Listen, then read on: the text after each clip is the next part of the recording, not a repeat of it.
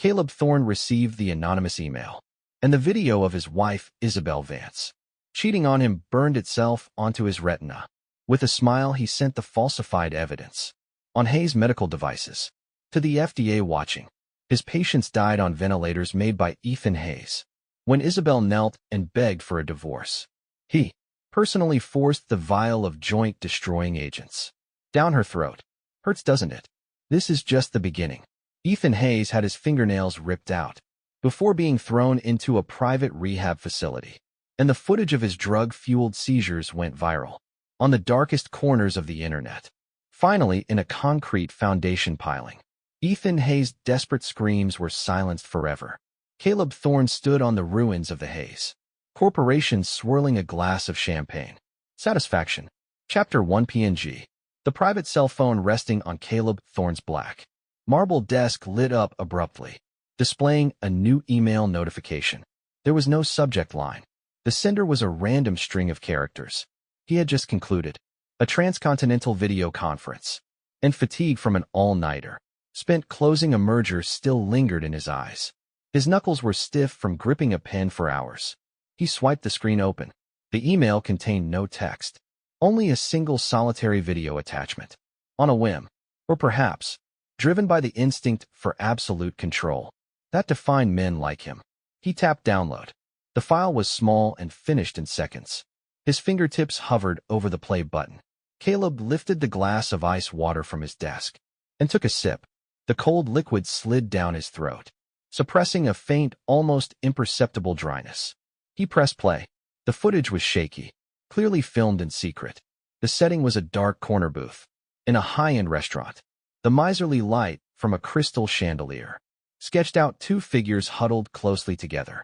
The woman's back was to the camera, her shoulders framed by a pale apricot silk dress.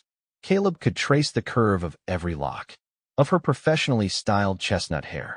With his eyes closed, Isabel, the man across from her, was young, handsome, and carried the effortless arrogance that came with a life of money and ease. Caleb recognized him. Ethan Hayes, the youngest son of the Hayes family, recently returned after a stint abroad. At that moment, Ethan's hand was resting intimately on Isabel's bare arm, his fingertips idly caressing her smooth skin. Isabel turned her head slightly, the curve of her lips a mixture of gentleness and a hint of shyness, an expression Caleb hadn't seen on her face in a very, very long time. The video continued. Ethan smiled and said something. Isabel playfully tapped his shoulder in mock protest, the gesture intimate and natural. In the next second, Ethan lunged forward, his arm wrapping around the back of her neck, and crushed his mouth against her pale pink lips. It wasn't a tentative peck. It was a deep, possessive kiss. Isabel's body stiffened for a moment. Then the eyes that had so often been downcast and distant in Caleb's presence slowly closed. She even tilted her head back, meeting his kiss, her hand rising from beneath the table to rest hesitantly on the small of his back. Time seemed to stretch into infinity. The cold light of the phone screen illuminated Caleb's face, a face suddenly wiped clean of all expression. There was no predictable rage, no shouting, no impulse to smash the phone. He just sat there, his spine ramrod straight, like a statue carved from black basalt, and flash frozen. Only his eyes, bottomless pits of darkness, remained locked on the entangled couple, a storm brewing in their depths that would freeze the blood of anyone who dared to meet his gaze. The office's climate control hummed silently, but the air felt as thick as cooling asphalt, pressing down on his lungs, making it hard to breathe. Beyond a massive floor-to-ceiling window, the glittering skyline of Manhattan sprawled below, the vibrant, chaotic pulse of the city, a spectacle of success that couldn't penetrate the terrifying silence of this room. The video was short. After a few dozen seconds, it ended, freezing on the image of Isabel, slightly breathless and flushed, leaning against Ethan Hayes. The screen went dark, reflecting Caleb's emotionless face. He set the phone down gently without a sound and picked up the intercom. Then his voice was unerringly steady, as cold as if it had been dredged from a glacier. "My office now." Less than 2 minutes later, his assistant Ben Carter entered. He instantly sensed the palpable chill in the room. His boss was sitting quietly in his large leather chair, but the invisible pressure made the hairs on the back of Ben's neck stand up. "Mr. Thorne." Caleb looked at him, his eyes dark and empty. Yet they made Ben's heart clench. "Two things." Caleb began, each word a shard of ice. "First, I want a complete workup on Ethan Hayes, the youngest son. Everything you can find, especially who he's been seeing and what he's been doing since he got back to the States. I want all. Every company, every investment, every shell corp. You have 12 hours, yes, sir." Ben replied immediately, his palms beginning to sweat. Second, Caleb's gaze flickered to the dark screen of his phone, and the corner of his mouth twitched into something that wasn't a smile. "Find the source of this email. Anonymous, I don't care. Dig up the rat that sent. It understood I'm on it," Ben said, wasting no time. He turned and walked briskly out, closing the heavy office door softly behind him. The moment the door shut, the silence returned. Caleb leaned back in his chair, his eyes fixed on the brilliant cold city lights. The image of Isabel closing her eyes to welcome Ethan's kiss played on a loop in his mind. A poison-tipped needle, stabbing at the coffin side. Betrayal. The word formed silently on his tongue, tasting of rust and blood. He, Caleb Thorne, master of the Thorne corporate empire, a man who could move markets with a word, had been stabbed in the back by his own wife and some punk kid from the Hayes family. Pain, no, what consumed him now was not pain, but a cold, crystalline rage. This rage had no fire, but it was more lethal than lava, roaring silently through his veins. Searching for an exit, he picked up his phone, unlocked it, and a video's thumbnail was still there. An obscene little square of light. He didn't delete it.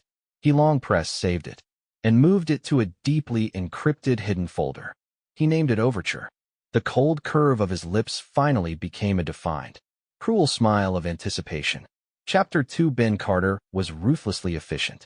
Less than 10 hours later, a thick, encrypted dossier lay on Caleb Thorne's gleaming black desk. Morning light streamed through the bulletproof glass of the curtain wall, casting hard lines across his chiseled profile. He held a half-smoked cigar between his fingers, the gray smoke curling upwards, obscuring the darkness churning in his eyes. He opened the file. Ethan Hayes, youngest son of Warren Hayes, chairman of the Hayes Corporation. A standard issue screw-up. He'd scraped by, with a business degree, from some third-rate university abroad, and returned last year to a token VP position at RyLife Medical, one of the family subsidiaries. The file contained several candid photos. One showed Ethan in a sloppy embrace with a C-list actress outside a nightclub, his eyes glazed over. Another captured him blasting down the highway in a gaudy yellow McLaren. A third showed him partying on a private yacht with friends. A suspicious white powder scattered on the table. His personal life is a mess. He has a gambling problem, mostly betting on illegal underground fights. Wins and losses in the millions. Ben reported, standing across the desk, his voice low and professional. In the last 3 months, he's been in deep with a loan shark known as Scorpion. He's racked up a significant debt, estimated around $23 million. It seems his father is still in the dark, busy cleaning up his other messes. Caleb's gaze lingered on the words debt and Scorpion. He absently rolled the cigar between his fingers, ash dusting the report. RyLife Medical, he asked, his voice flat. Yes, Mr. Thorne. It's a subsidiary of the Hayes Corporation, specializing in critical care equipment, like ventilators and patient monitors.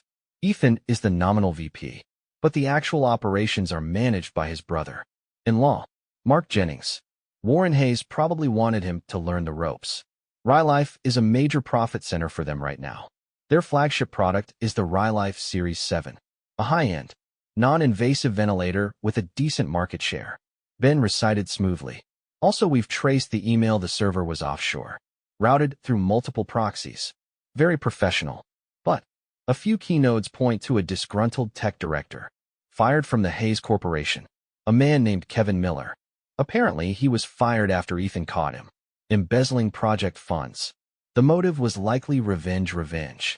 Caleb finally looked up, his eyes like a frozen lake. He sent me quite a gift of faint. Cold smile like a razor's edge touched his lips.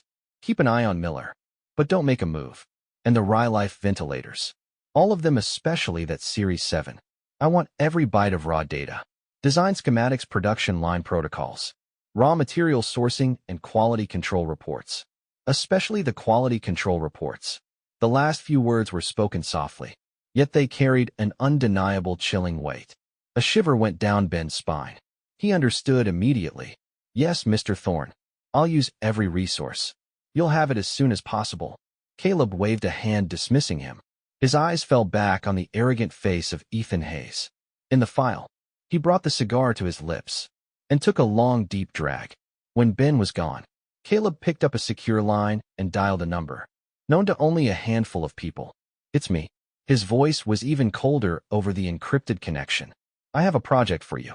I need some adjustments made to the core component data.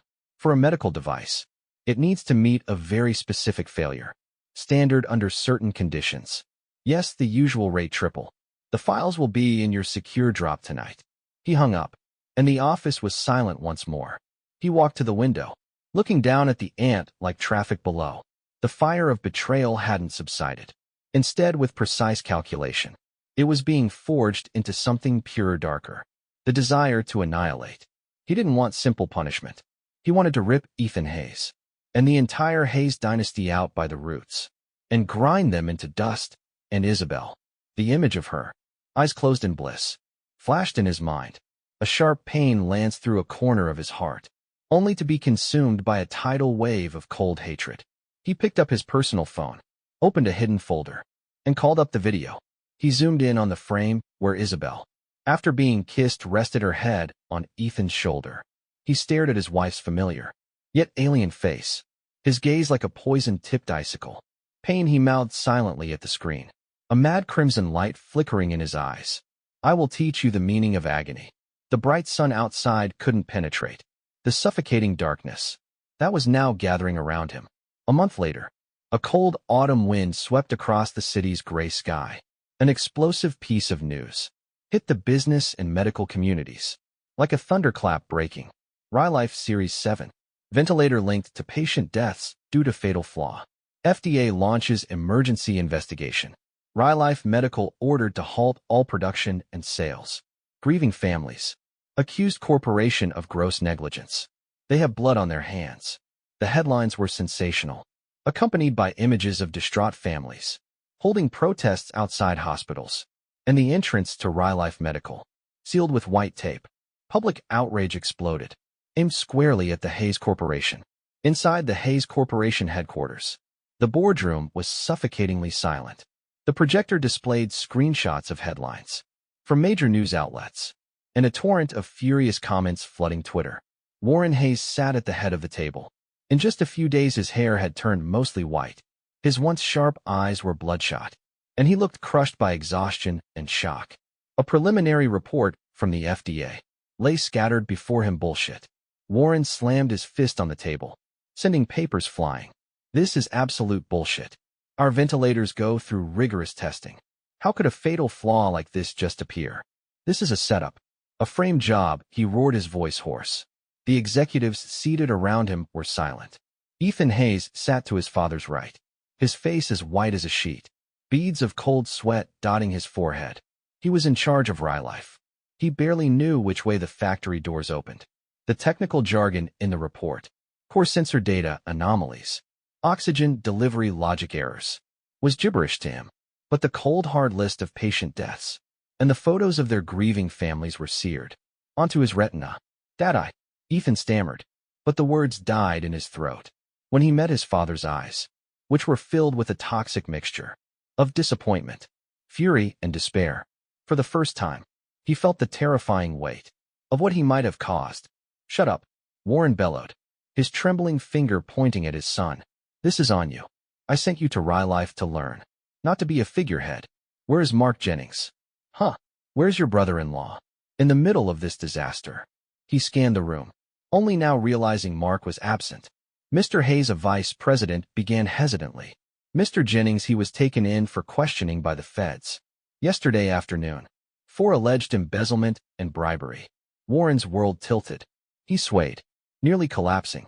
It was a multi-front attack.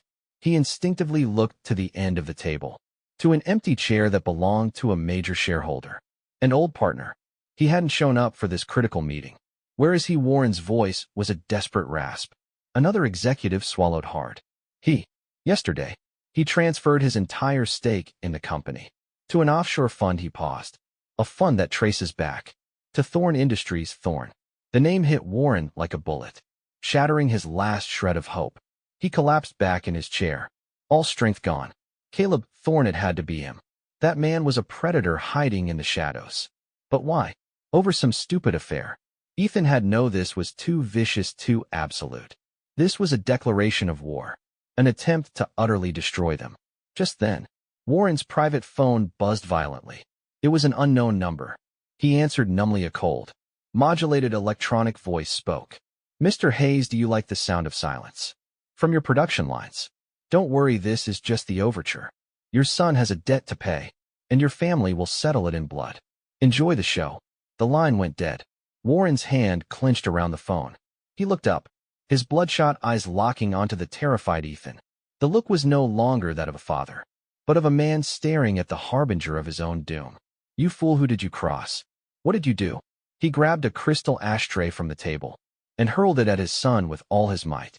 The ashtray flew past Ethan's ear and shattered against the wall.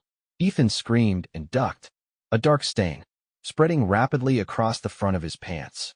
The boardroom was dead silent, filled only with Warren's ragged, hopeless breathing and the chattering of Ethan's teeth.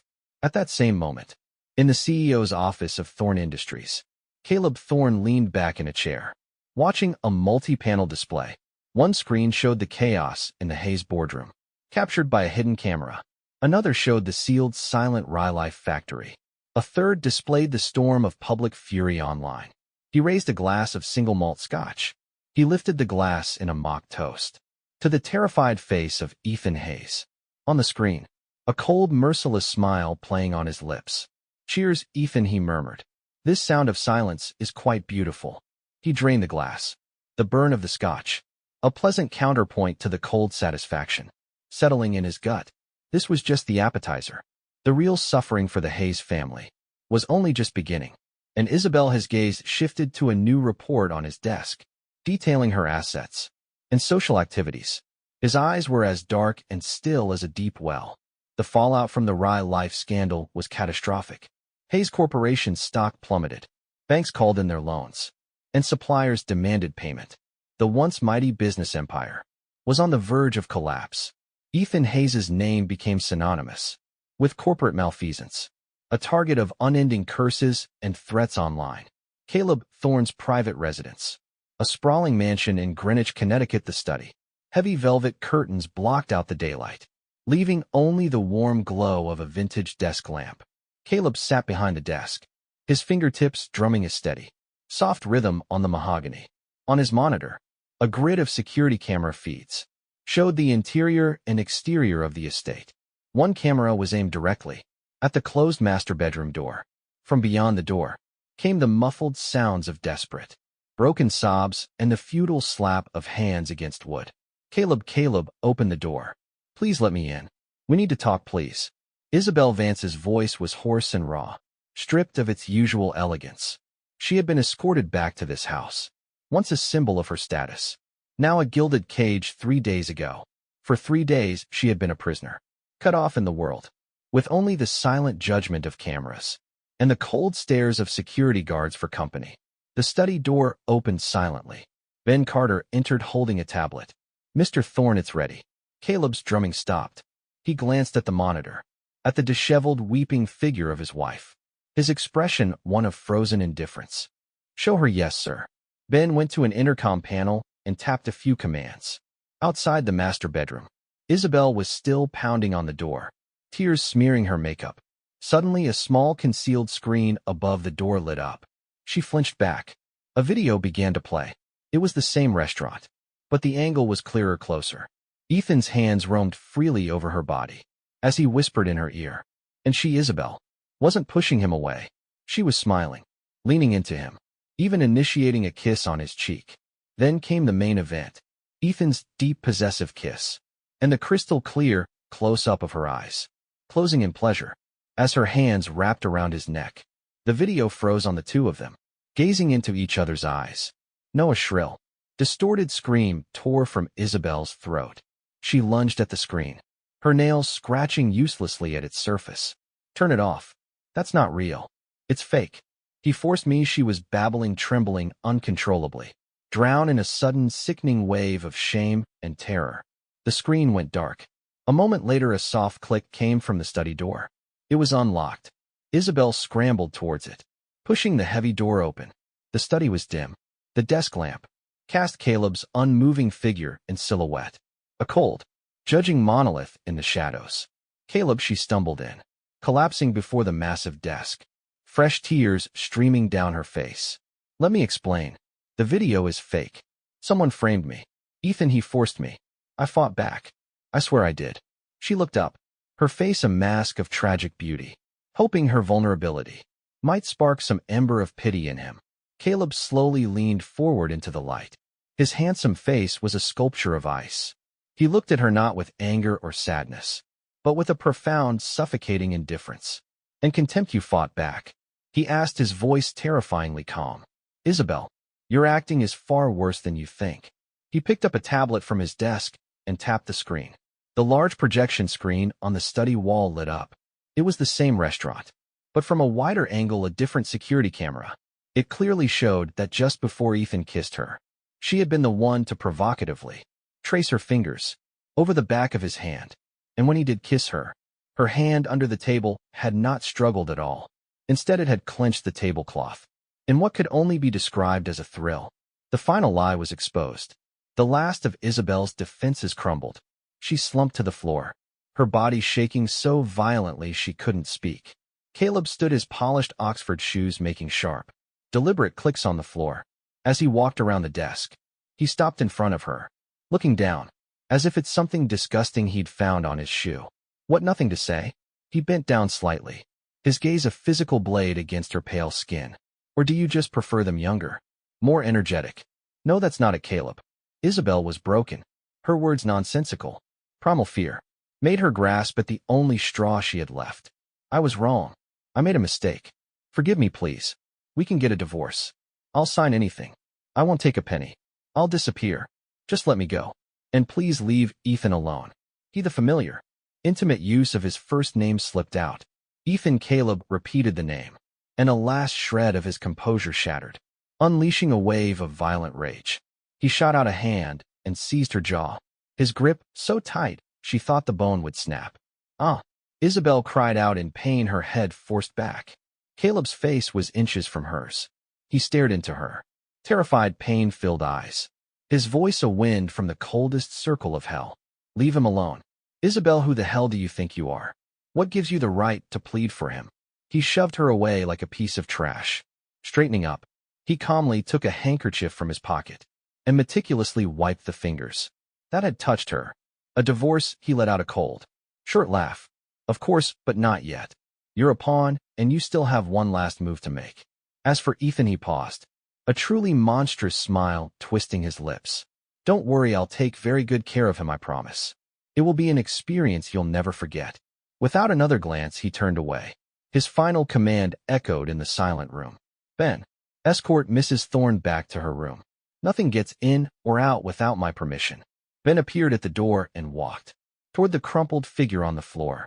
Isabel watched Caleb retreating back, watching him disappear into the shadows.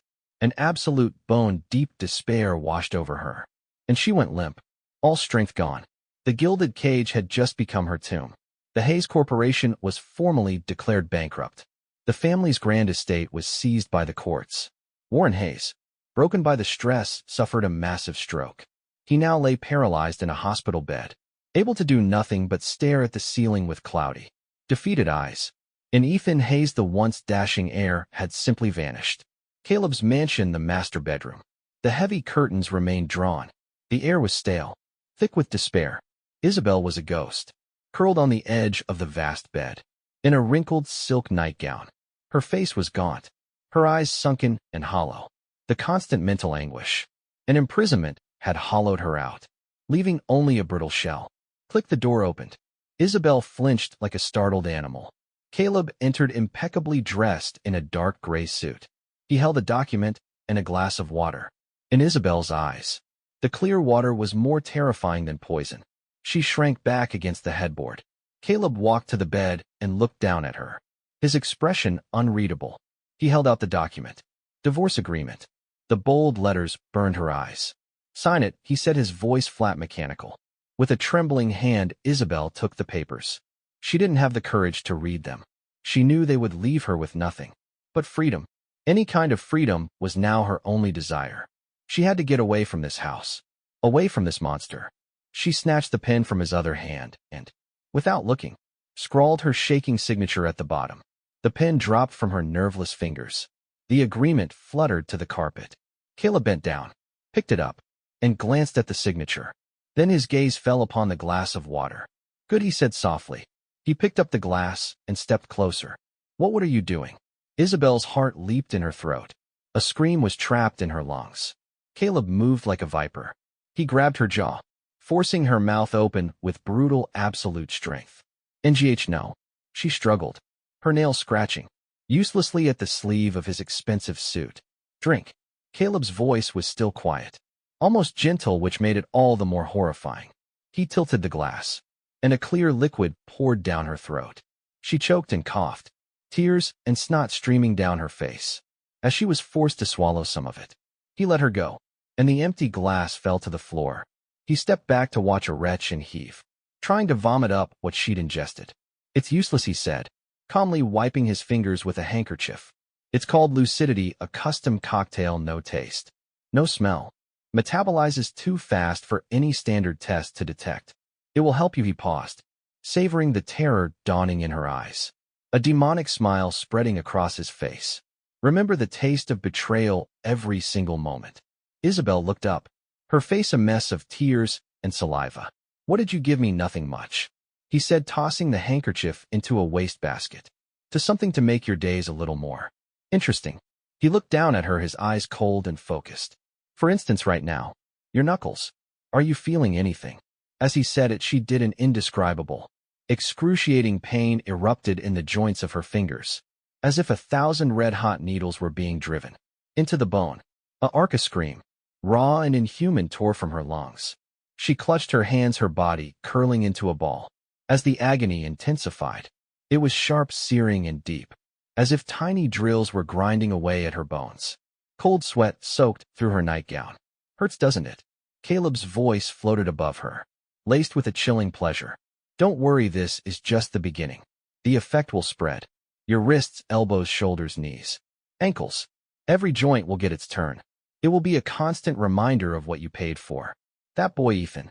He leaned down, his warm breath, a shocking contrast to his ice-cold words, whispered next to her ear. Enjoy it, Mrs. Thorne. Oh wait, former Mrs. Thorne. Consider this my pardon gift. He straightened up, took the signed divorce agreement, and walked out of the room.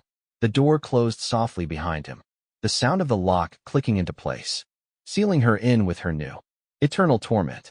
The room was filled with the sounds of her muffled, agonized cries. The pain was a living thing, a parasite fused to her skeleton. Freedom was so close, yet it had come at the price of a personalized, inescapable hell. Isabel writhed on the cold floor, knowing with absolute certainty that Caleb was right. This was only the beginning. Chapter 6. On the outskirts of a city, inside a long-abandoned chemical plant, the air was thick with the smell of damp decay and rust. A single flickering emergency light cast monstrous shadows on the walls. Ethan Hayes was dumped onto a pile of greasy, oil-stained sacks. His expensive suit was in tatters, caked with mud and dry blood. His once handsome face was a swollen purple mess. But the worst was his hands. The nails on 8 of his fingers had been ripped out, leaving a ragged, bloody pulp. He was barely conscious, shivering from cold and blood loss. 2 large men in black coveralls emerged from the shadows. One held a syringe filled with a murky yellowish liquid. He knelt, tore Ethan's sleeve, and expertly found a vein. The needle plunged in.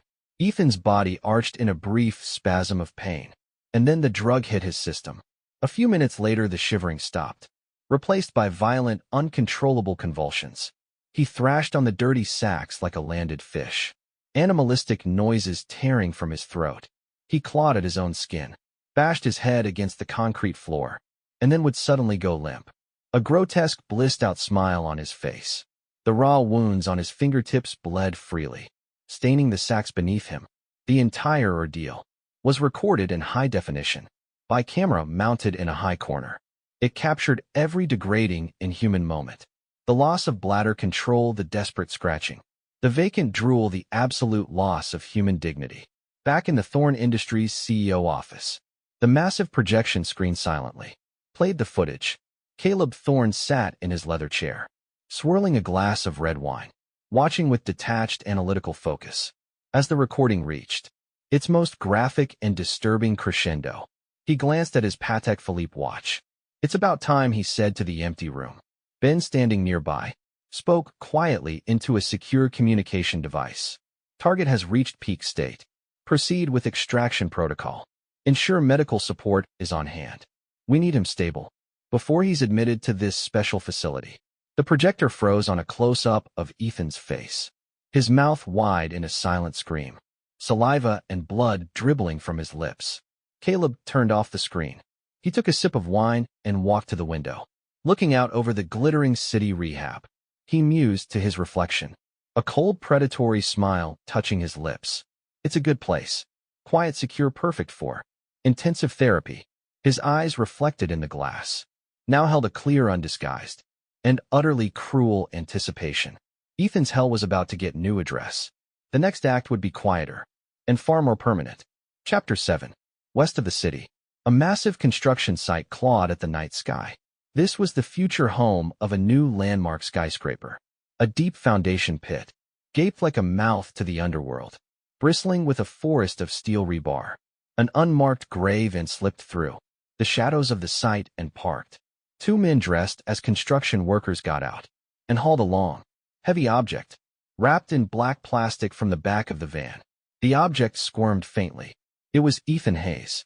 He was a wreck, his body a canvas of poorly treated wounds, his eyes vacant and unfocused. The drugs and torture had shattered him, leaving only a flicker of primal survival instinct. His mouth was gagged. The men dragged him to the edge of a massive, cylindrical rebar cage, dozens of feet deep. One of them ripped the gag from his mouth. "PL, please let me go." Ethan's voice was a barely audible rasp. The cold metallic smell of the site, and the sight of the dark pit below, sent a wave of pure animal terror through his broken mind. "Annoying," one of the men grunted. He picked up a piece of a broken brick and smashed it into Ethan's mouth. There was a sickening crunch of breaking teeth and bone. Ethan's plea was cut short as blood and shattered enamel erupted from his lips. He couldn't even scream, "Hurry up. They're about to pour the concrete," the other man urged. They lifted Ethan's limp, twitching body, and without ceremony, tossed him over the edge like a bag of trash. He landed with a dull thud on the steel and gravel below. He lay on his back, his broken mouth opening and closing silently, his eyes staring up at the small patch of night sky, a final frozen tableau of agony and despair. Above, the massive concrete pump roared to life. A thick hose like a giant python positioned itself over the opening. "Pour," a foreman yelled. A thick gray slurry of wet concrete thundered down into the cage, a deafening, unstoppable torrent. It instantly engulfed the small, broken figure at the bottom. It filled his open mouth, his nose, his eyes, burying his last desperate stare, silencing him forever. The cold, heavy weight of it was the last thing he ever felt. The two workers watched for a moment as all traces of him disappeared beneath the rising tide of gray. Then they turned and vanished back into the shadows. The foundation piling filled and compacted would soon cure into a pillar of solid rock, an unmovable part of the city's bedrock. Buried deep within it was a secret, the eternally silent, solidified scream of Ethan Hayes. Chapter 8. The news of the Hayes Corporation's final, official demise was the last hammer blow to Isabel's sanity. She watched the reports of her former father-in-law, paralyzed and mute, of the company's assets being carved up and sold for parts. Ethan's disappearance was a mere footnote. She knew he was gone, erased from the world, as easily as Caleb would crush an insect. Her divorce had not brought freedom. She remained a prisoner in the Greenwich mansion, a forgotten doll in a locked room. The guard were more lax, now confident that this broken woman posed no threat. But the pain from a lucidity was her constant companion. It was a relentless, unpredictable torture. 1 hour her fingers felt like they were being pierced with hot needles. The next, her knee would ache as if shattered by a sledgehammer. Standard painkillers were useless. The powerful ones were doled out sparingly. A cruelties doctors came, ran tests with their advanced machines, and left shrugging. Psychosomatic. Their reports concluded no organic cause found. Psychosomatic. Isabel cackled at her gaunt, haunted reflection in the mirror. Of course I'm insane. He drove me insane. She swept everything from her vanity. The sound of shattering glass, a brief, satisfying release. The guards would come restrain her and leave. The physical and mental torment knotted her. She began to see things. Ethan covered in blood, standing by her bed, mouthing silent accusations. Caleb's cold face materializing in the dark. That terrifying smile on his lips. She had to get out. She would die here either from the pain or the madness. Her chance came on a stormy night. The wind howled and rain lashed against the windows. The power flickered. The guards were distracted, ignoring the dull, grinding pain in her wrist. Isabel forced open an old window latch. The cold, wet wind hit her like a slap, but she didn't feel it. She tumbled out onto the muddy lawn of the back garden, scrambling on all fours like a cornered animal. She crawled through the dark, her thin nightgown soaked and torn, thorns scratching her skin.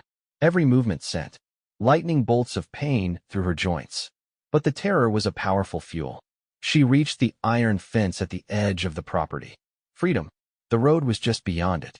Her bloody, trembling hands gripped the coal bars, trying to pull herself up. Suddenly, a pair of headlights cut through the torrential rain, pinning her in their blinding glare. Isabel froze. She turned her head with a stiff, horrified slowness. A black Rolls-Royce Phantom sat silently in the downpour. Just a few yards away, the rear window glided down, revealing the face that haunted her nightmares. Caleb Thorne, he sat calmly in the warm, dry interior of the car, watching her through the storm. He didn't look angry. He tilted his head slightly, as if observing a curious, pathetic specimen. A faint, mocking smile touched his lips. His eyes said it all. Look at the little bug, thinking it could escape its jar. Iliwa. A scream of ultimate, soul-shattering despair ripped from her throat, swallowed by the roar of the storm. Her last ounce of strength of hope vanished. The world went black, and she collapsed in the mud, a broken heap at the foot of the fence.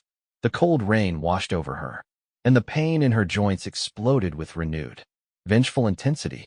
She lay there twitching, her breath coming in ragged, broken gasps. Through a blur of rain and tears, she could see the twin headlights of the Phantom, two giant, merciless eyes watching her suffer. Escape, there was no escape. The pain, the fear, they were part of her, now fused to her bones. Caleb was her hell, and she was damned to burn in it for eternity. The car's window slid up, the engine purred, and the Phantom turned and drove away, disappearing into the storm. It left her alone in the mud, a whimpering, convulsing shape being slowly consumed by the darkness. Chapter 9. 3 months later. The former site of the Hayes Corporation headquarters was now a ruin. Massive excavators and bulldozers roared, their steel arms tearing down the last skeletal remains of the building. Dust billowed into the air, a gritty, gray fog hanging over the scene of destruction. A sleek black Maybach S680 glided to a stop on a rise, overlooking the demolition site. The rear door opened and a polished, handmade leather shoe stepped onto the dusty ground. Caleb Thorne emerged. He wore a perfectly tailored dark gray cashmere coat, his posture erect and sharp. The autumn wind, carrying dust and a hint of cold, ruffled his hair. He walked to the edge of a temporary railing, hands in pockets, and gazed calmly at the orchestrated chaos below. An excavator arm slammed down, and the wall that once held the proud Hayes Corporation logo crumbled into a pile of rubble. Mr. Thorne. Ben Carter approached, carrying a silver ice bucket. Inside, a bottle of vintage Dom Perignon P2 was chilling. Caleb gave a slight nod. Ben expertly popped the cork.